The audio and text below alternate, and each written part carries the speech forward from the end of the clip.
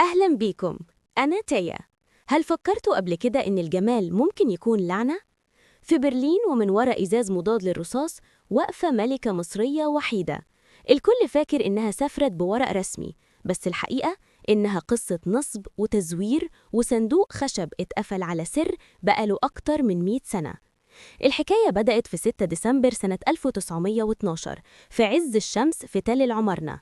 عالم الآثار الألماني لودفيج بورشارد طلع كنز ما كانش يحلم بيه، تمثال نصفي للملكة نفرتيتي. بورشارد من صدمته بالجمال كتب في مذكراته: دي قطعة ما يتوصفش جمالها بالكلمات، لازم تتشاف. بس هو قرر إنه يخليها تتشاف في ألمانيا وبس. الخدعة تمت بذكاء شيطاني.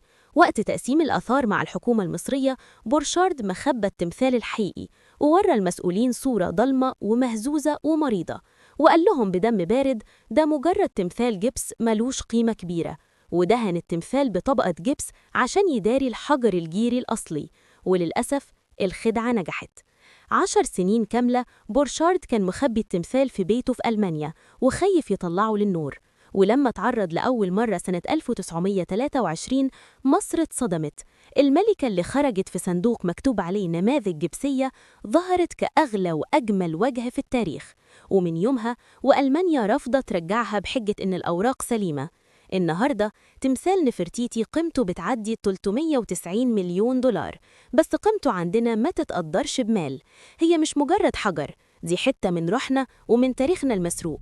السؤال مش هو إمتى هترجع، السؤال هو إزاي سيبنا خدعة بسيطة تحرمنا من ملكتنا أكتر من قرن. أنا تيا، ودي كانت قصة الجميلة الهاربة. تفتكروا هيجي يوم والعدالة تتحقق ونشوف نفرتيتي في بيتها في مصر؟ قولوا لي رأيكم.